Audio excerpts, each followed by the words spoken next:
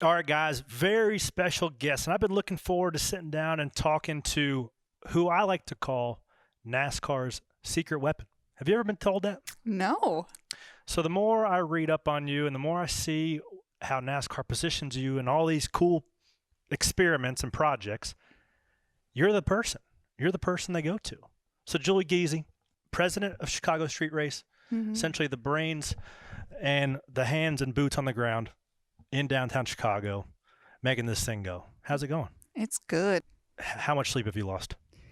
Well, see, I'm blessed because I don't need a lot of sleep. So I grew up on a dairy farm, and you get up really early. So I'm good. I only need a few hours, and I'm good to go. That's good stuff. Because I'm sure that business though is you have 2 weeks, like to go build the entire racetrack, but even less than that in some areas of the racetrack. So what are some of the biggest hurdles with just setting up the venue that you guys are still gonna have to tackle before we get there? So for us, it's just making sure that we're minimizing those disruptions. Obviously, we're racing in downtown Chicago, in and around Grant Park.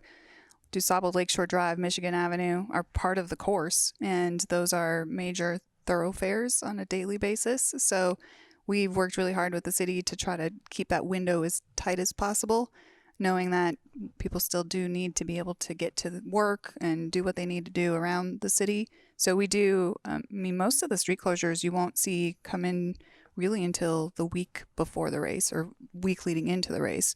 We'll start setting up the barriers around June 17th and the curb lanes, but those full closures really don't, the majority of them won't happen until like the 25th, 26th.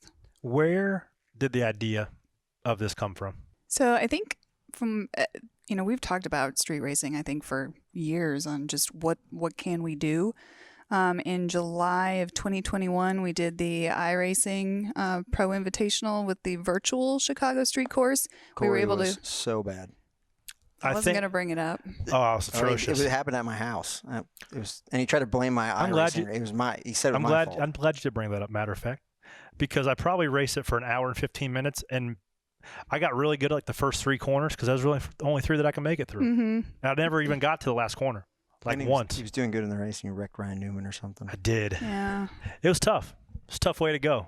Hopefully, history doesn't repeat itself in real life. I haven't practiced one time. Oh, good. Good. Yeah. So I should be pretty good. Well, be a real go to barn turn burner. 4. Let's just one turn at a time. That's a great idea. Mm-hmm. But I wanted to back up a little bit. Before this whole Chicago street race got put on your plate, you were put in Daytona for the $400 million renovation project that they did down there, which Daytona is now, I don't know, what do you call it, the premier prestige marketplace we go to, right in NASCAR's backyard. You had a hand on that, and then they send you out to Phoenix, and was it $80 million renovation project there? 180 million. 180, rounding error. Sorry about that. Why do you think it is that NASCAR said, hey, Julie, you're going to our next project. Good luck. Let us know how it goes. I don't know. I mean, I think it's, I raise my hand a lot as well. I love a challenge. I mean, I love blank sheets of paper and being able to create something from scratch and taking key lessons that we've learned from different projects and what we hear from our fans and from the industry and from the market that we're in, and kind of creating like a new experience. And so, Daytona, honestly, like I fell into that role because I was overseeing marketing there, and we were getting ready and doing this project, and there was just a lot of decisions that needed to be made, and was able to work with a design and development team and kind of help them bridge the gap between what we were doing at the track and what they were building and creating. And that led to the role in Phoenix. Really, in Phoenix, I was a translator. I was the person helping the design and construction people speak racetrack and helping the racetrack people speak design and construction. What does speak racetrack sound like? Well, it's a lot of logistics. It's we got to move people around, or we've got to, we need gates here. It's a lot of the tactical things that I think when you go to a track, you just take for granted on how you're moving around and what the path of travel is, and how do you reinvent the fan experience. Like Phoenix, the way we did that infield with the access into the garages, Victory Lane is like my favorite victory lane because it's crazy. It's so much fun. And, for that, it was just taking what makes our sport so great, the access, and taking it up a notch. So what's harder, redeveloping a racetrack from fall race to spring race, or is it going to be harder to build a racetrack on the streets of Chicago in 2 weeks? Which one's more challenging? They all have their uniquenesses. I think the difference that I'm learning specifically with Chicago is like in Phoenix or in Daytona, like if we wanted to test something out or put up a building or a tent or whatever it was, like it was our property to be able to maneuver around and work through those logistics. Obviously in Chicago, it's a city park, and it's a park that's used by residents and visitors like year round. And so just working through that and making sure we're being mindful of that and really doing right by the park. I mean, that park is, the more time I spend in it, it's very special. And the location, like there's not going to be a better location in my opinion for this race, with the skyline, the lakefront, the fountain. Like the spring has sprung in Chicago right now, and it's beautiful. And like come summertime, it's going to be amazing. Where's the Bean relative to the racetrack? The Bean is just on the north end of the racetrack. Really? So yes, actually, you're going to turn probably just a couple blocks before the Bean. So Okay. The Bean is kind of right in around. So when you get to the Bean, take a left, yeah, give or take. You mentioned a couple of times the word just fan experience, right? And this is essentially the first time NASCAR has been on a street course, maybe in the modern era, call it. It's the first time pretty much ever that you guys are taking on this type of event.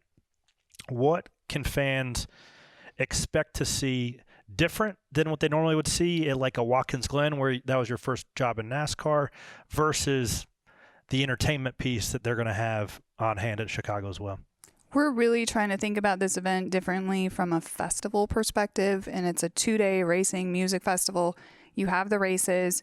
You have 4 concerts. So Saturday, and the way we've done it is just not post-race concerts. We've really trying to kind of create this really fun run of show. So Saturday, you'll have practice and qualifying. Then you have the Black Crows, which will lead into the NASCAR Xfinity Series race.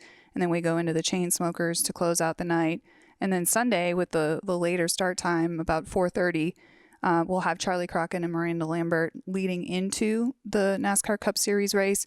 And then really, like when you go around the park, like we're really trying to like wrap it into Chicago. So food and culture. We've got a 200-foot mural that a bunch of students over at After School Matters are putting together that really blends just everything that's great about racing with Chicago. It's going to be on display. We've got a free area that for anybody. So we want people from Chicago. If you don't have a ticket but still want to be part of it, you can come on out, be part of that experience.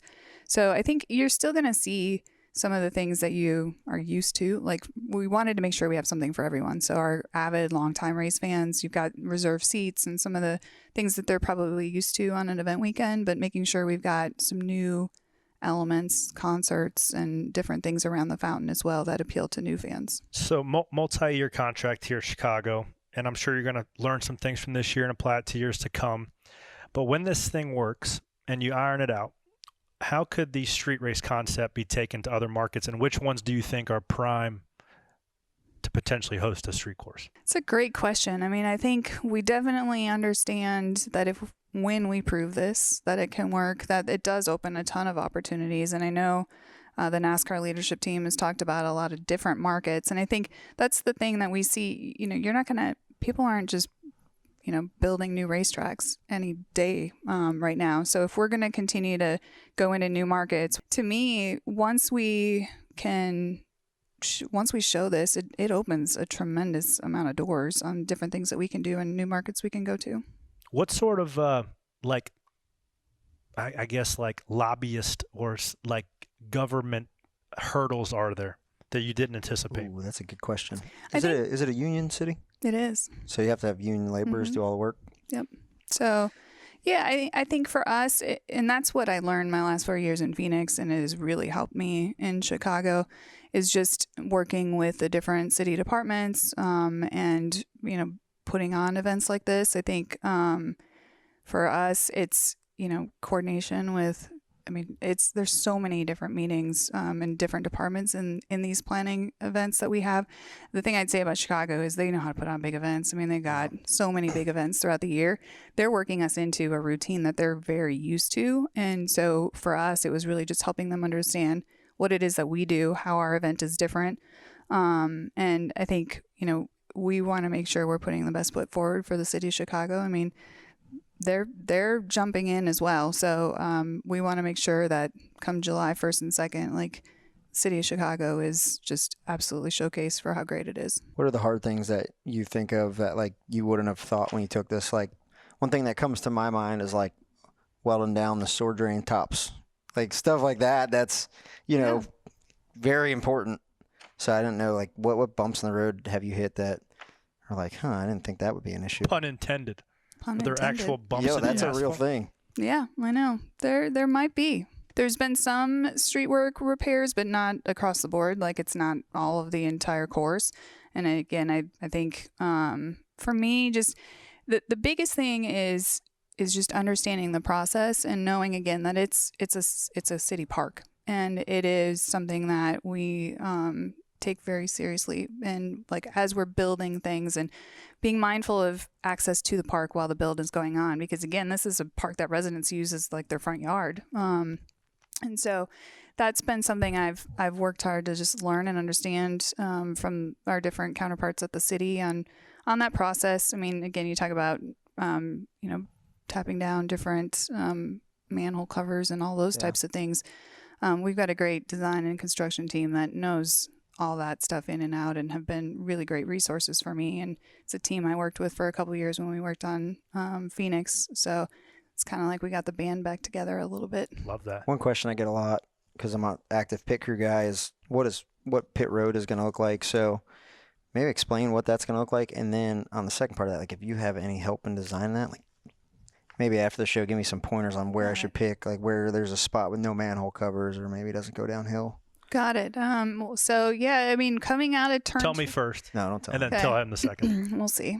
The entry into pit road is basically right after turn 12. And the way that's, you have the sidewalks, which is really kind of that back of the wall area. And we'll be putting in the jump wall, of course.